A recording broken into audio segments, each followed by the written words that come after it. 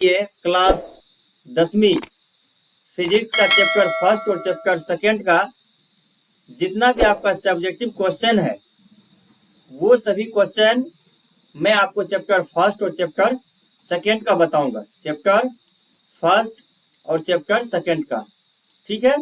तो चलिए हम लोग वीडियो को स्टार्ट करते हैं।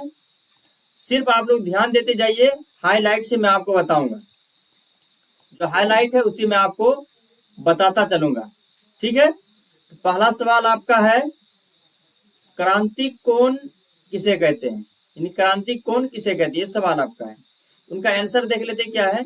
जब प्रकाश की किरण सघन माध्यम से विरल माध्यम में प्रवेश करती है तो वह अभिलंब से परे हटती है, परे यानी कि दूर हट जाती है, अर्थात विरल माध्यम में बना अपवर्तित कोण कोण R सघन माध्यम में आपतित कोण I से बड़ा होता है।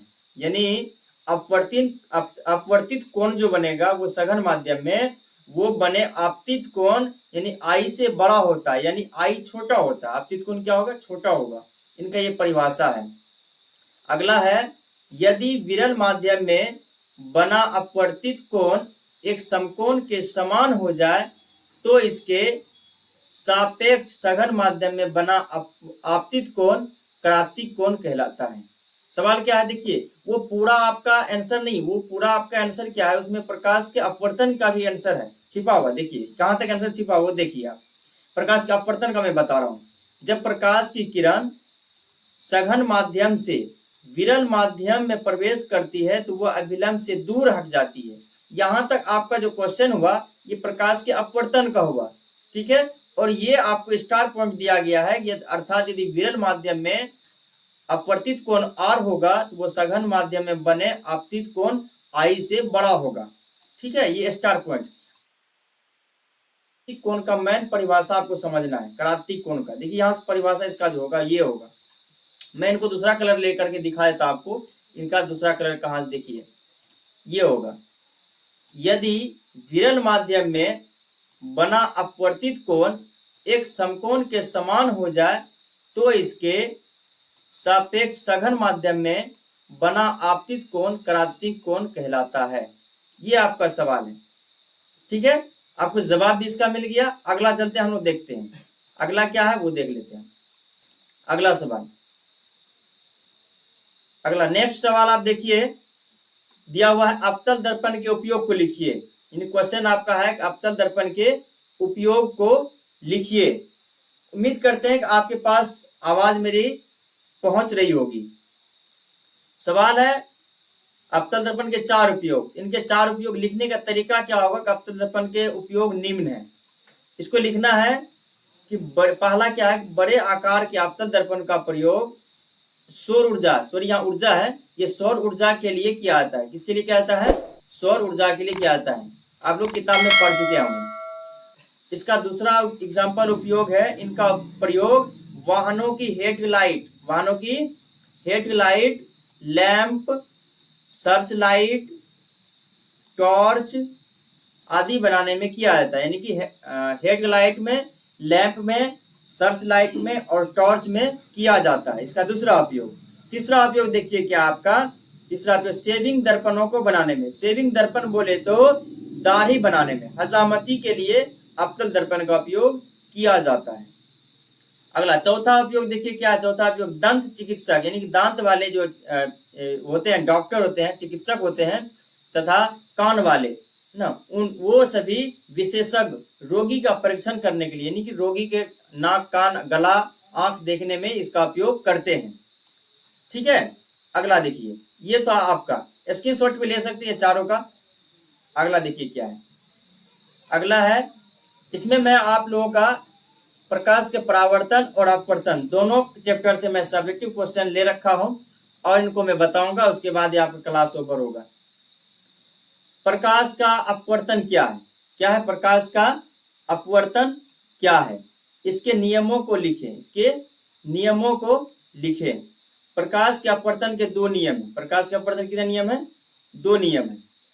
आपतित किरण, अपवर्तित किरण तथा आपतन बिंदु पर अभिलंब, तीनों एक ही समतल में होते हैं, तीनों क्या एक ही तल में होते हैं। ठीक है। दूसरा आपका है कि जब एक ही रंग के प्रकाश की किरण किन्हीं दो माध्यमों के सीमा तल पर तिरछी आपतित होती है, कैसी होती है, तिरछी आपतित होती है, तो आपतन कोण आई की जिया यानी साइन तथा अपवर्तन कोण आर की जिया यानी साइन का अनुपात एक ही नियतांक होता है, यानी कि एक नियतांक होता है। आपतन कोण आई और परावर्तन कोण अपवर्तन कोण आर की जिया जो होगी वो एक अनुपात का नियतांक होगा, यानी कि इसका मान कभी चेंजेस नहीं होगा। इस नियम को हम लोग स्नेल का नियम भी कहते हैं, इस नियम को हम लोग स्नेल का नियम भी कहते हैं। इनको एक बार फिर से मैं पढ़ लेता हूं कि आपतित किरण, अपवर्तित किरण तथा आपतन बिंदु पर अभिलंब तीनों एक ही तल में होते हैं, ये पहला नियम है। दूसरा नियम क्या है कि जब एक ही तरह के रंग प्रकाश की किरण किन्हीं दो माध्यमों के सीमा तल पर तिरछी आपतित होती है तो आपतन कोण आई की जिया तथा अपवर्तन कोण आर की जिया का अनुपात एक नियतांक होता है, जिसे हम लोग स्नेल का नियम भी कहते हैं, जिसे हम स्नेल का नियम भी कहते हैं। ये आपका आंसर है। अगला क्वेश्चन देख लेते हैं हम लोग क्या है। अगला क्वेश्चन है आपका समतल दर्पण द्वारा उत्पन्न आवर्धन +1 है, इसका अर्थ क्या है, यदि समतल दर्पण के द्वारा बना प्रतिबिंब जो होगा आवर्धन होगा +1, इसका क्या मतलब है, ये क्वेश्चन आपका है कि इसका क्या मतलब, आपका क्या अर्थ है, आप बताइए।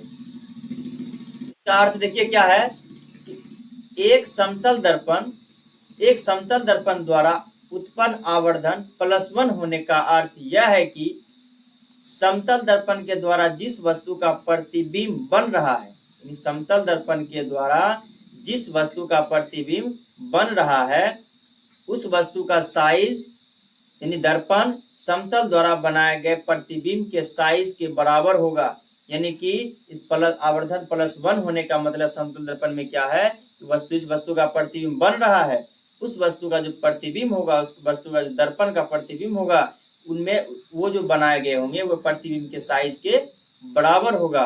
धनात्मक चिन्ह यह दर्शाता है कि प्रतिबिंब सीधा तथा आभासी है।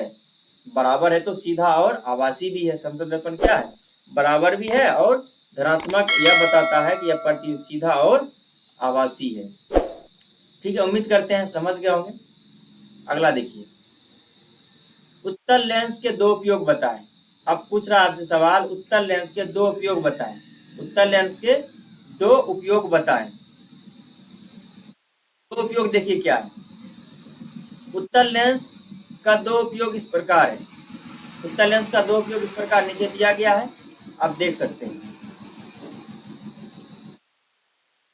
उत्तल लेंस का दो उपयोग इस प्रकार दिया हुआ, उत्तल लेंस के दो उपयोग इस प्रकार है। पहला है नेत्र से दूर दृष्टि दोष को सुधारने में, नेत्र से दूर दृष्टि दोष को सुधारने में, पहला क्या है, नेत्र को दूर दृष्टि दोष को सुधारने में किया जाता है। और आपका दूसरा है कि छपाई के छोटे छोटे अक्षरों को पढ़ने में होता है, छपाई के छोटे छोटे अक्षरों को पढ़ने में होता है।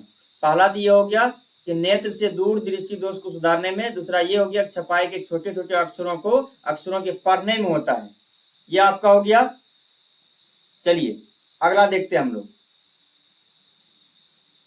अगला आपका है, हमें वाहनों में उत्तल दर्पण को पश्च दृश्य दर्पण के रूप में वरीयता क्यों देते हैं।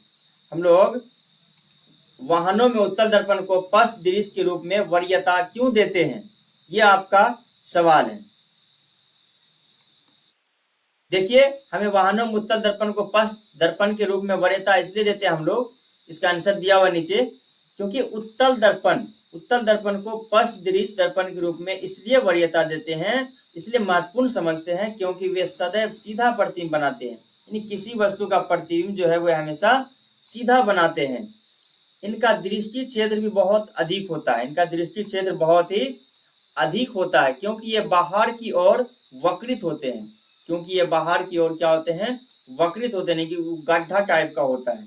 ठीक है, देखिए मैं अपने पेज से लाइव इसलिए आया हूं इस पे, ताकि आपको पता चले कि मैं आज के बाद से प्रत्येक दिन आप लोगों के बीच फेसबुक पे लाइव रहूंगा और यूट्यूब पे आपको रिकॉर्डेड वीडियो मिलेगा ऑफलाइन ऑनलाइन क्लासेस चैनल पे।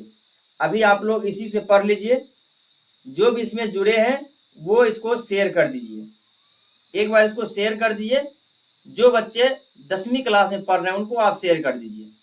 यदि आप उनको शेयर करते हैं तो उनका भी भला हो सकता है। चलिए अगला सवाल देखते हैं कि उत्तल लेंस को अभिसारी लेंस क्यों कहा जाता है। उत्तल लेंस को अभिसारी, पहले एक तो यानी कि इसी को देख लेते हैं एक बार। और क्या है कि हमें वाहनों में उत्तल दर्पण को पश्च दर्पण के रूप में क्यों वरीयता देते हैं। उत्तल दर्पण को पश्च दर्पण के रूप में इसलिए वरीयता देते हैं क्योंकि वे सदैव सीधा प्रतिबिंब बनाते हैं, यानी किसी वस्तु का प्रतिबिंब क्या बनाते, वे सीधा बनाते हैं ना। इनका दृष्टि क्षेत्र भी बहुत बड़ा होता है, यानी बहुत अधिक होता है, दूर दूर तक की वस्तुओं को ये दिखा देते हैं। अगला है कि क्योंकि ये बाहर की ओर वक्रित होते हैं, क्योंकि ये बाहर की ओर क्या होते हैं, वक्रित होते हैं। अगला देखिए सवाल है, उत्तल लेंस को अभिसारी लेंस क्यों कहा जाता है। उत्तल लेंस को अभिसारी लेंस क्यों कहा जाता है, ये सवाल है। इनका आंसर, उत्तल लेंस के द्वारा आपतित समांतर किरणें अपवर्तन के फलस्वरूप, यानी उत्तल लेंस के द्वारा आपतित समांतर किरणें अपवर्तन के फलस्वरूप एक बिंदु पर मिलती है। कहाँ मिलती है, एक बिंदु पर मिलती है। यानी उत्तल लेंस प्रकाश के समांतर किरणों को अभिसरित करता है,